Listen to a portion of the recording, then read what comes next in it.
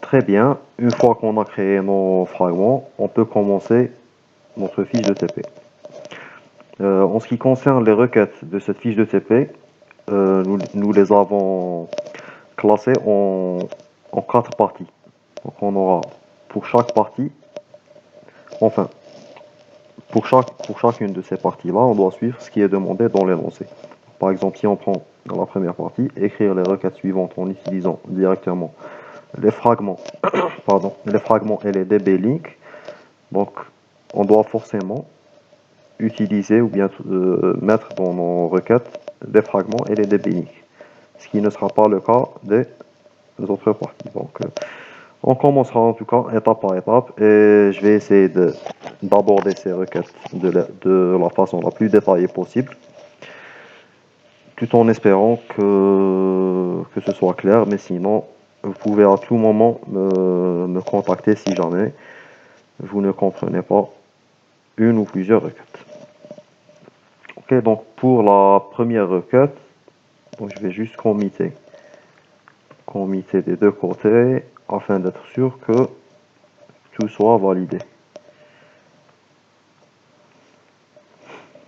Ok, donc pour la première requête, donner tous les produits dont le poids est le plus bas à partir de S2. Donc on va se positionner dans S2.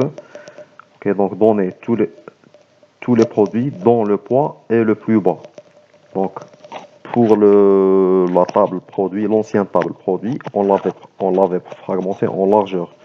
Donc on a certains attributs au niveau de produit 1 et certains attributs au niveau de produit 2. Donc on va voir produit, on va voir le produit 2. Donc pour le produit 2, on n'a que le NumP et la ville. Ce qui nous intéresse pas, donc on doit requêter par rapport à produit 1. Voilà, là on a le poids. Ok, donc la première des choses, ce serait de récupérer le poids minimal. Donc on va utiliser cette fonction d'agrégat min par rapport au poids. Donc ce qui va nous permettre d'avoir cette valeur qui est relative au poids minimal. Et donc une fois qu'on a cette valeur, on peut utiliser les sous-requêtes. Donc on va sélectionner l'étoile from produit 1 21 where poids in, et de cette façon-là, on va comparer le poids de chaque produit et à chaque fois que le poids il correspond à ce point minimal qui est 12, on, on le prend. Donc au final, on a deux produits dont le poids est minimal. Très bien. On passe à la deuxième requête. Donner les numéros des fournisseurs impliqués dans le projet J1. À partir de S2 toujours. Les fournisseurs impliqués dans le projet J1. Donc, la table qui contient toutes les informations, et des fournisseurs, et des projets, et des produits et tout. Donc, c'est la table commande. Donc, elle a été fragmentée. Donc, on a commande 1, commande 2. On va commencer. Donc, select from commande 1, arrobase L21. Donc, on va consulter cette table. Donc, on a num F, num projet, num produit plutôt, num projet et quantité de chaque commande. Donner les numéros des fournisseurs. Donc, on va sélectionner des num F impliqués dans le projet J1. Donc, where num égale à J1. Ok, donc là, on a un seul fournisseur. Seulement, là, on a requêté que par rapport à un seul fragment, qui est commande 1. Or, on a aussi des données qui se trouvent dans commande 2. Donc, ce qu'on peut faire, c'est de faire l'union avec la même requête, seulement cette fois-ci, on va récupérer les données du fragment commande 2. Donc, select num f, on fera la même chose. From commande 2, je ne vais pas mettre le lien vu que commande 2, elle a été créée dans le site 2. Where num j, il est égal à j1. Donc, comme ça, on va faire l'union de tout le résultat, enfin de tous les fournisseurs des deux côtés, ou bien à partir de tous les fragments. Voilà, parfait, donc pour cette requête c'est bon. Pour la troisième requête, donner les numéros des fournisseurs qui fournissent le produit P1 au projet J1. Donc là c'est la même chose, mais ce sera à partir du site S1.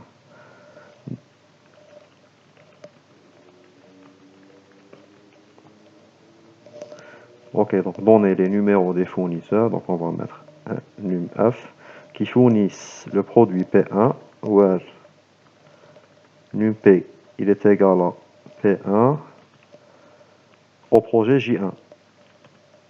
Un num_j il est égal à J1. Ok, et de la même manière, on va faire l'union. Bon, je vais me permettre de copier, vu que ce sera pratiquement la même chose. Donc on aura select num1 from commande 2 lien 12, where num_p égale à p1 and num_j il est égal à j1. Okay, donc on a toujours un seul fournisseur qui vérifie ces conditions. Donc pour la dernière requête de cette première partie, donner le numéro de produit qui a le plus été commandé. Donc là c'est une erreur de frappe. Donner le numéro de produit qui a le plus été commandé. Ok, donc on va faire une petite requête. Ok,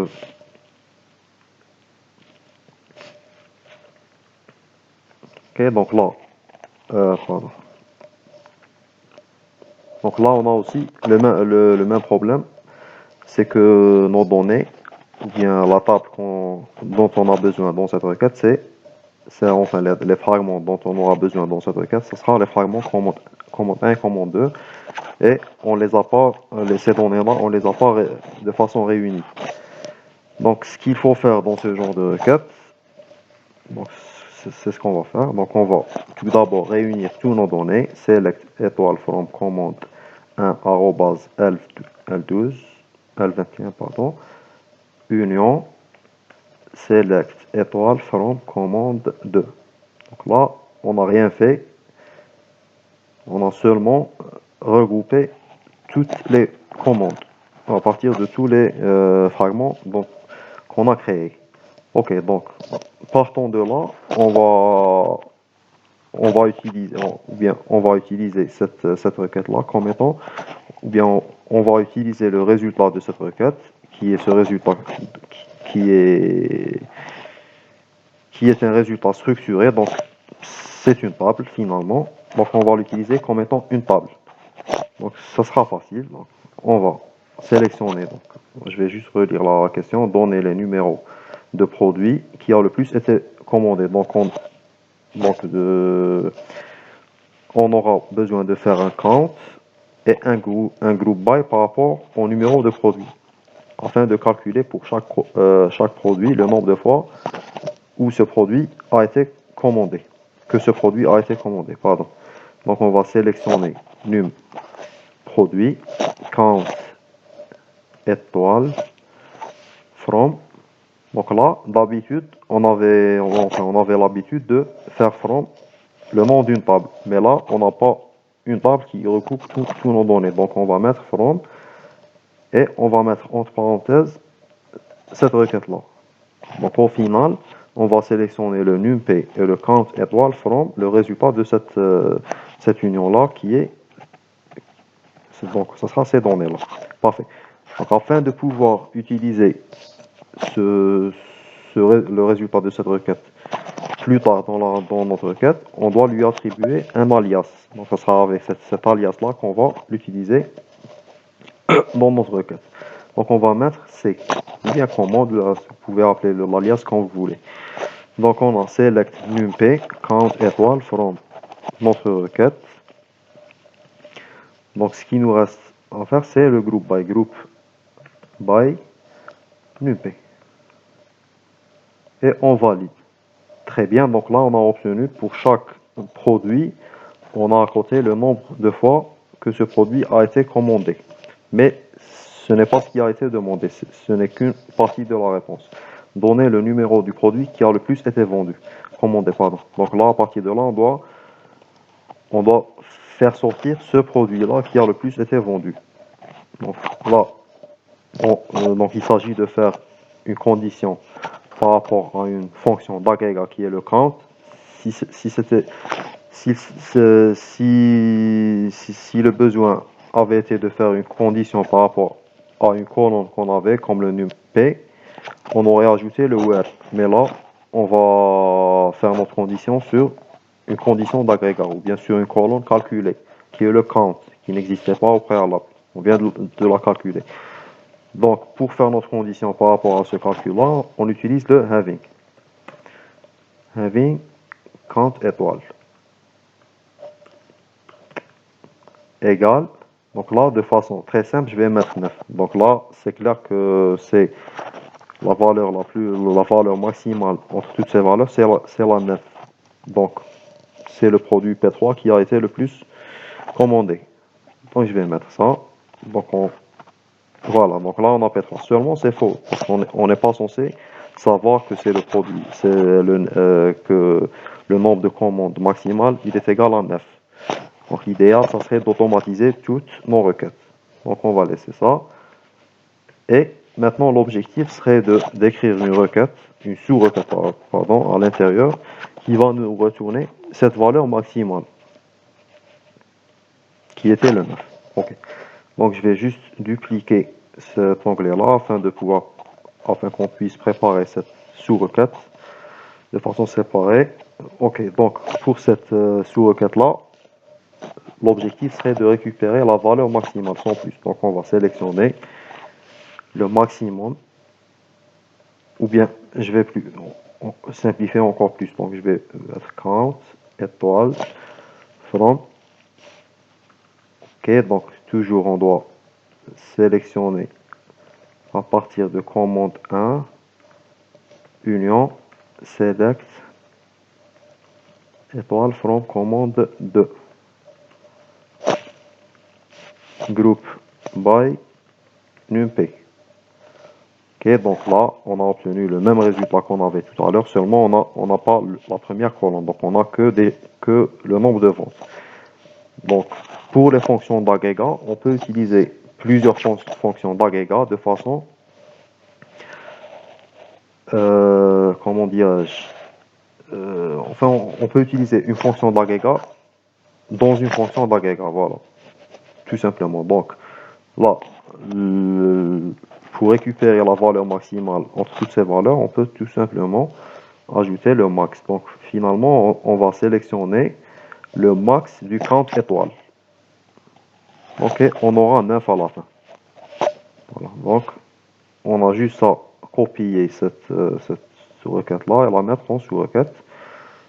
Et on aura le même résultat. Donc au final, on a le produit 3 qui est le produit qui a été le plus commandé. Très bien, donc là c'était pour la première partie.